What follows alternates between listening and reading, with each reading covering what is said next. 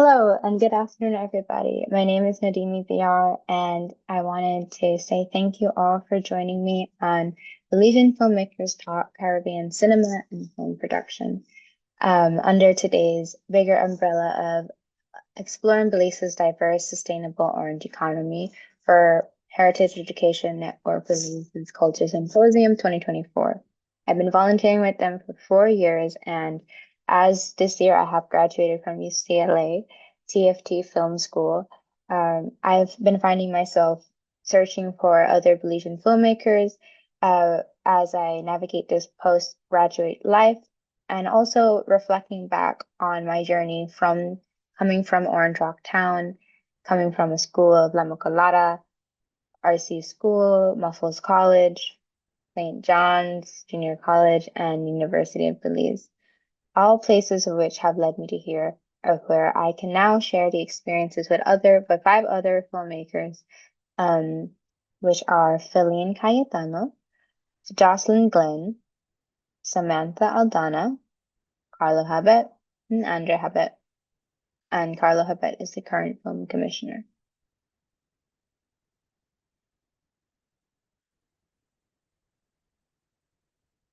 Speaking about our journeys being filmmakers and also presenting a little bit on Caribbean cinema.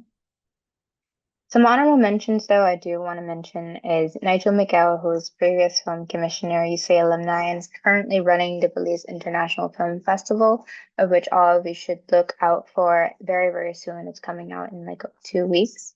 And also Dale Stelly, an executive producer, director, writer based in LA since 1998, known for Paradise 2023 and Sin City, A Dame to Kill, and who's worked with bigger studios and network such as Hulu and Zeus Network. And also David Smith, who does animation, and Emer King, who was the first Belize commissioner and who produced Dogs of War.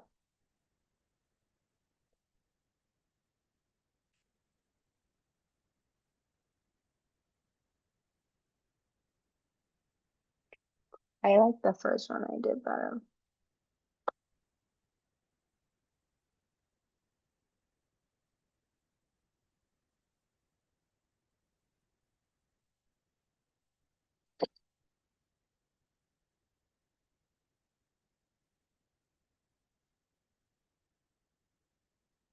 And coming from those places of Lama Colada, Muffled, and St. John's, and UB, I've found myself very lucky and privileged to be able to be a filmmaker currently in LA.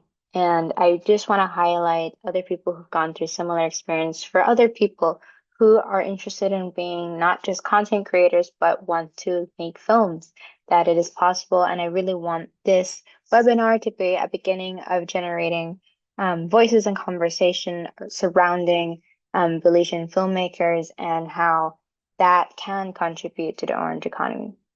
But very, very briefly, I will touch up on Caribbean cinema. And Caribbean cinema has been going on for quite some time. And I've been recently been able to put together a Caribbean cinema course outline, a part of my graduating BA program. And in there, I have found numerous films. However, the main point being that many of the characters come from one of the main characteristics is that many of these films come from post-colonial settings and have characters who are constantly struggling to navigate life economically. That's always a part of the plot. And no matter whether it be magical realism, it be about exploring LGBTQ communities, or simply just wanting to dance, as She Paradise has shown a Trinidadian film, all the characters come from a place of economic struggle. And I have been reflecting on whether Belize can have bigger films than those that have been shown, such as Apocalypto. Um, and as recent as Les Chabai, a 2018 film on Netflix. Uh, with that in mind, however, a lot of these films, such as Street of Paradise, which I mentioned earlier, have been able to be successful in spaces such as the Dominican Republic, Barbados, and Trinidad and Tobago because they have film festivals that are able to promote local filmmakers and then are able to invite other investors to come down to acquire these films a part of their streaming libraries. As of recent, due to the whole streaming platforms. So, with that in mind, I thought with that recent development, that it'd be very, very, very important that Belize become a part of this. And with that in mind, also with the rise of social media, where we see also short films being made on iPhones and produced on Instagram, I thought this is a very good time for people to start coming together, especially as I've ran into different Belizean filmmakers, for us to gather as a community and talk about our journeys and show that it's possible. We're here and we're alive. And we are going to make films that everybody at home can relate to. Let's go way back in time. We're going to Hmm. go way back to the year, let's say 2003. I returned to Belize. When I returned, I lived with my grandfather and noticed, hey, he's getting up there. He's living alone, Hmm. and they instilled in us this love for all things that elders are about, which is good food, lots of fun and educational stories. You get your discipline, you get stability and that connectivity to how things were. So intergenerational knowledge. I don't want to lose this. I want to always have something to hold on to from this.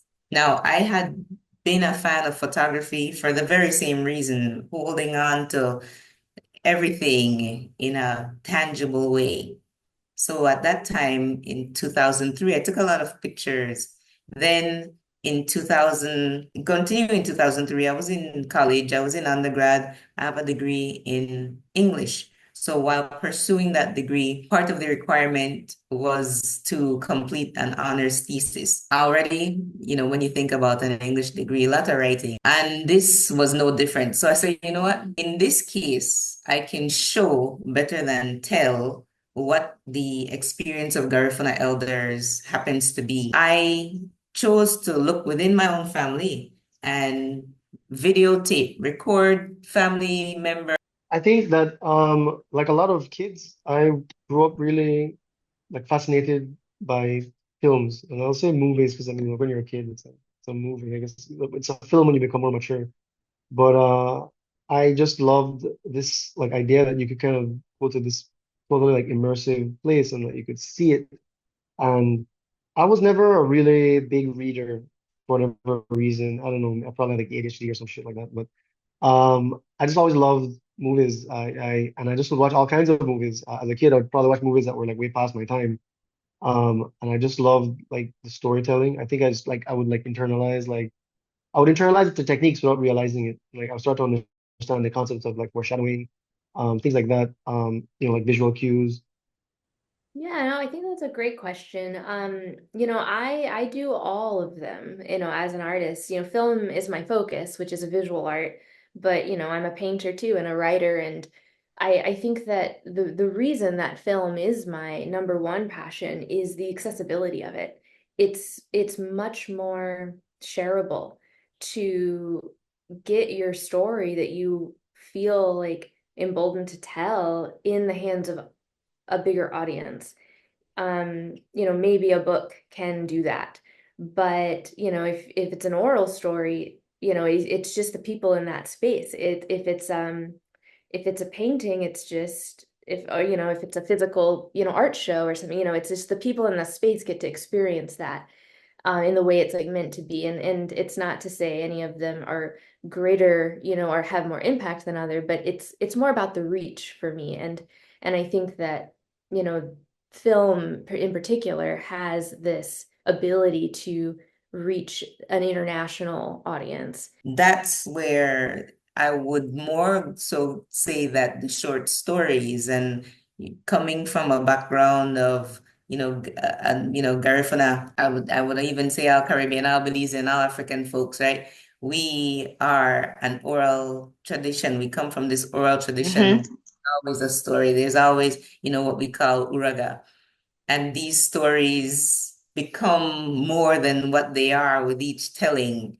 And that is what I more brought to the screen than poetry. Afieni is the story of a middle-aged Garifuna woman in Hopkins and her experience rejecting Garifuna tradition and embracing evangelical Christianity, and what that looks like in real life for many Garifuna families. That's Garifuna families here in Belize, in Guatemala, in Honduras, perhaps in Nicaragua. I'm not sure if they have the. That aside, when it comes to the tension between religious beliefs that do not want us to practice our traditional spirituality. When it comes to ceremonies like the Dugu, it's intergenerational, and it is also not only a place for connecting with the ancestors, it's connecting with each other and learning and growing and healing together. When that is disconnected, you're basically losing a big aspect, not only of your culture, but also that familial connectivity. When I wrote the screenplay, it started off as a short story, and I put in some fun, magical realism elements. This also happens to be part of our tradition. Ancestors come to us in dreams often. Again, that's not unique to us as a people, but we definitely have such a strong respect for it. Little Lang Wild is a narrative feature film that is set in Belize that I've been developing for many, many years. It's a really personal story that is about a young girl who's 13 named Carmen, who is obsessed with Mayan mythology and Belizean folklore, and she has a habit of telling her own stories too.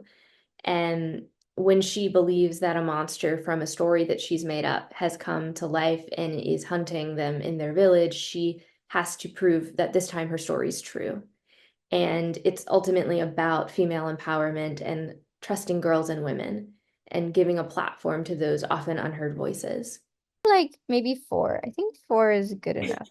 Yes, I will try my best. So I would say always ask them about themselves. Because people love talking about themselves. The fact that I've been talking this long is insane. But and it's just like a psychology thing. People, like, if you ask them, they will tell you more than you asked for. And try not to interrupt them. But also, I mean, if you're at a festival, for example, there's gonna be a lot of people there, and maybe you're talking to somebody, you don't know who they are, or maybe you do know who they are, whatever. And somebody interrupts you, or just to go talk to them because they're like, hey, I haven't seen this person in so long, and you're like standing there like a third wheel. That you can stand around, sure, but you can actively or proactively stand around and be like, well, let me go talk to somebody else. But before I go talk to somebody else, we all have phones. Give them your phone and open up the contacts app, and just as they're talking to this other person, have them put in their name, their phone number, and their email, so that you can reach them personally. Because again, it's chaotic at this event. There's so many people talking, but once you have their contact, you can reach out to them afterwards and try to set up something less chaotic, one-on-one, where you can get to know each other on a human level. So doing that's really important. Also, take a moment for yourself to really just calculate, how many people you've talked to.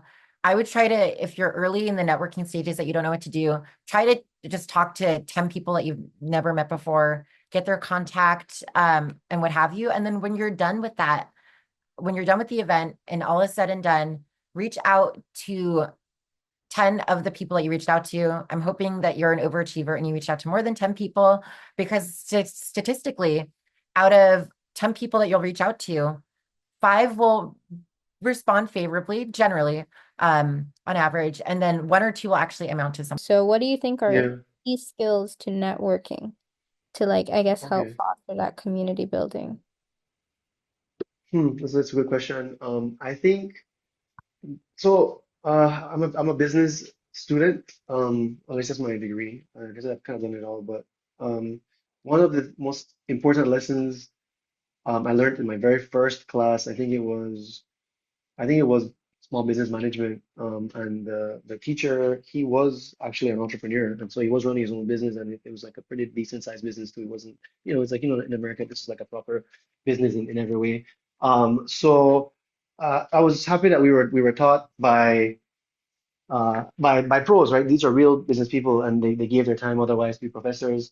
Usually they're later in their life, so they're accomplished. And he said, you're only as good as the people that you know. Your network is so important. And then he says, oh, you might be thinking to yourself, oh, well, I don't have a network. How do I get one? And then he's like, you already have a network. He's like, imagine your parents' friends.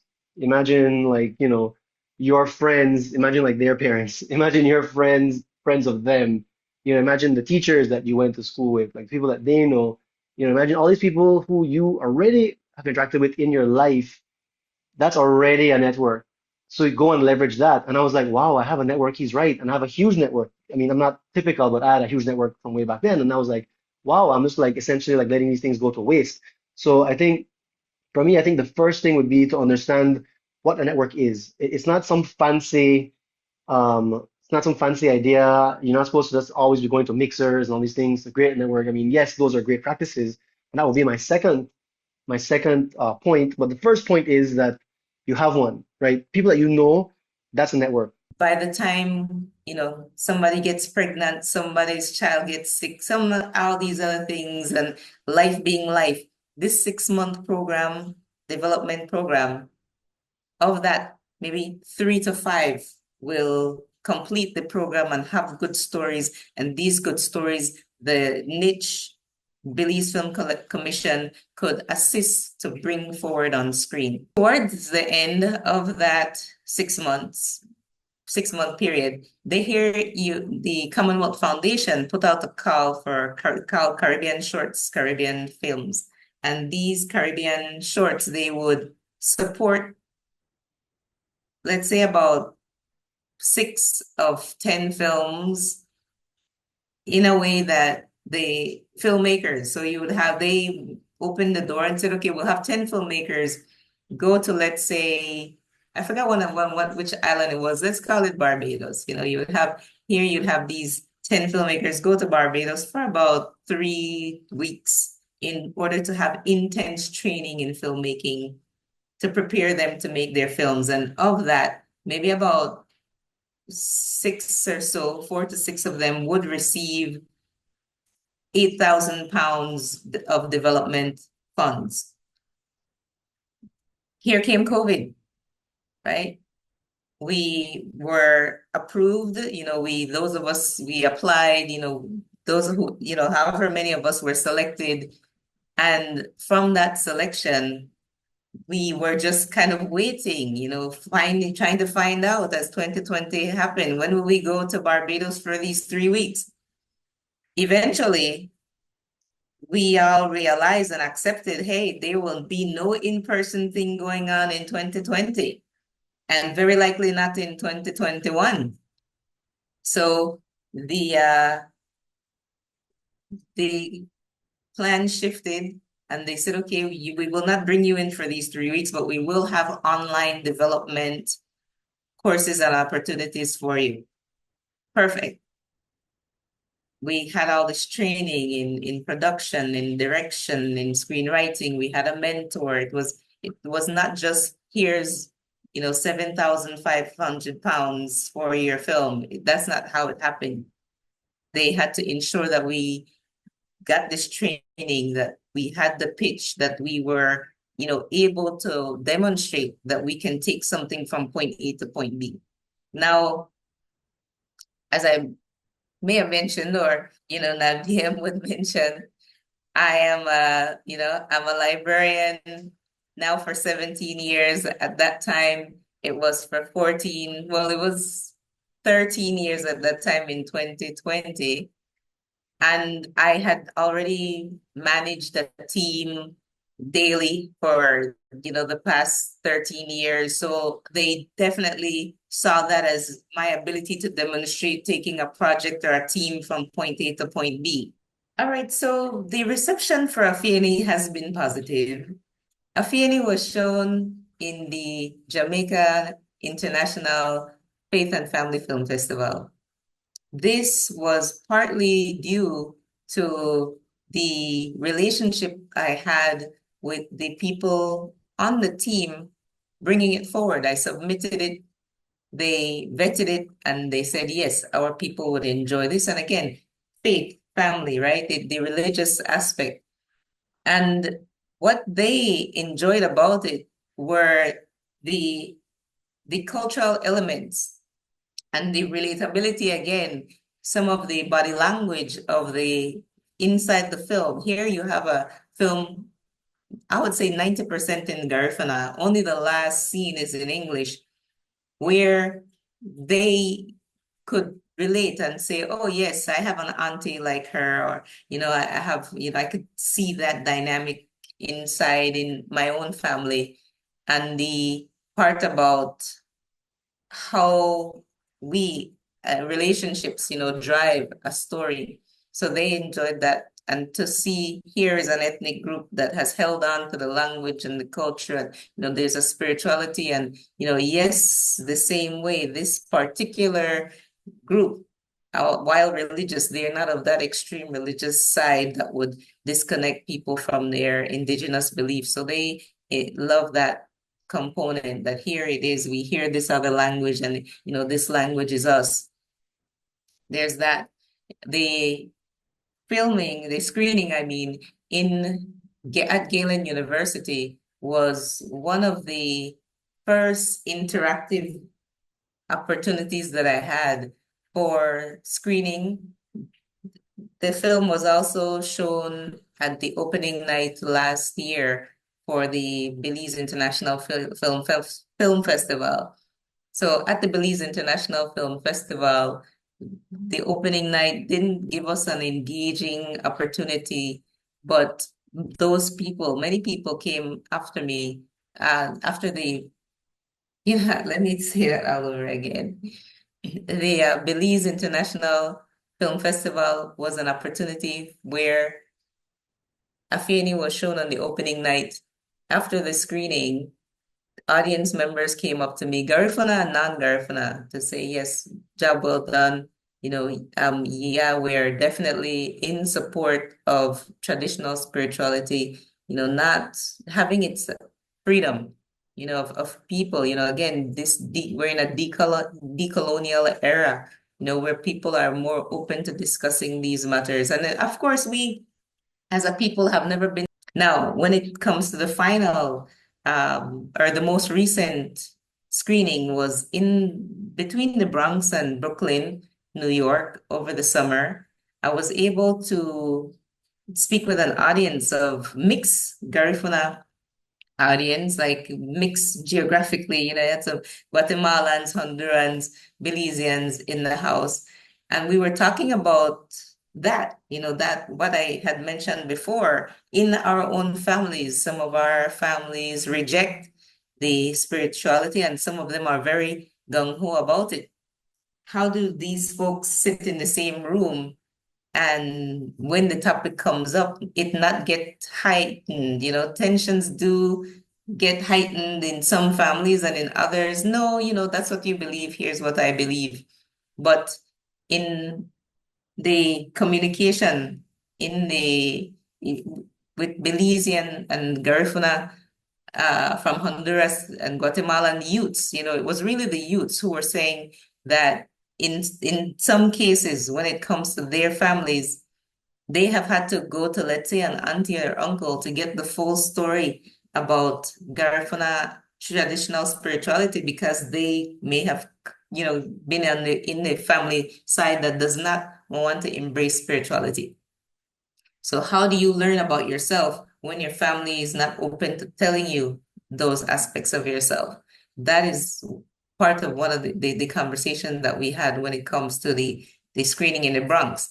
In Brooklyn, here you had a more mixed audience. There were Trinidadians, a friend from Dominica, Jamaicans, like, mixed, Garifuna folks, of course. And the conversation then said, what do we all have in common as Caribbean people? And what do they see that, some of there's a little bit of a scene, a Mali type of scene inside the film. They could relate to that. They could see the same thing about what I'm saying, family dynamics, that they could relate to when it came to the language, talking about the languages that they have had in their countries that may or may not exist still, the traditions that they have seen, the dreams, that element that we can all say, yeah, that is us, that they found on screen. And I really enjoyed both conversations for what they were. One was a very much communal conversation, community conversation, because all of us, there are 90% of us in that audience, we were all Garinago. And then here's the one that's more mixed. So the conversation went in another direction. The conversation went with how can, how can we ensure that the people who are unaware of our traditional spirituality have an open mind, as opposed to the closed-mindedness that comes from certain religions or certain, if you will, Eurocentric adaptations that believe that, if it is not Eurocentric, then it is not something that you need to pay attention to. So that is where the conversation went in the mixed audience. But those folks had to get paid, right? So the orange economy, how that would be is that the producer would seek the funds from here, there, and elsewhere to ensure that everyone who is a part of that, you have the hairstylists, the makeup artists, you had the costume designer, as I already mentioned, production designer, sound designer, the DP, the assistant DP, and myself, the director, and also screenwriter, right? The producer. It goes on and on. The people who catered, you had, of course, the locations as well. We had to pay for the locations that we used. All of that is part of the orange economy in respect to film. You have the extras, you have the actors. One of the professors asked me a question that I would probably want to amplify and have more people consider over and over again. Why aren't Garifuna communities richer, enriched? Why don't we see prosperity there? And I said, well, it's all over Belize. Think about it. We watch American television or other foreign television. We listen to foreign music. We read foreign books. So yes, what do you expect? You hear our Belizean children putting on a fake American accent. That's where is their voice that reflects their experience. When we, as a people, value our stories, whether they're on screen, whether they're in print, whether they are just told, and we seek to pay for that the same way we will pay for a Netflix film, the same way we'll pay for a John Grisham or for whomever all else. There was a time when the Twilight series was a big deal. When we will pay for that, Belizean content, like we pay for those, then this orange economy will flourish for Belize and Belizeans. We as a people value our stories, like until that finally materializes, then we're gonna see the orange economy truly like paying dividends to our society, not just through material as well, but through preservation, and preserving our culture and our identity because we put literal material value to it. in his early 60s, something, this 22-minute short film made him feel represented. And how powerful that is, considering he hasn't been back in Belize since he was 16. It's really important to value, to find value in the artist, and to go out of your way sometimes to, find the crew members to make these really important flicks.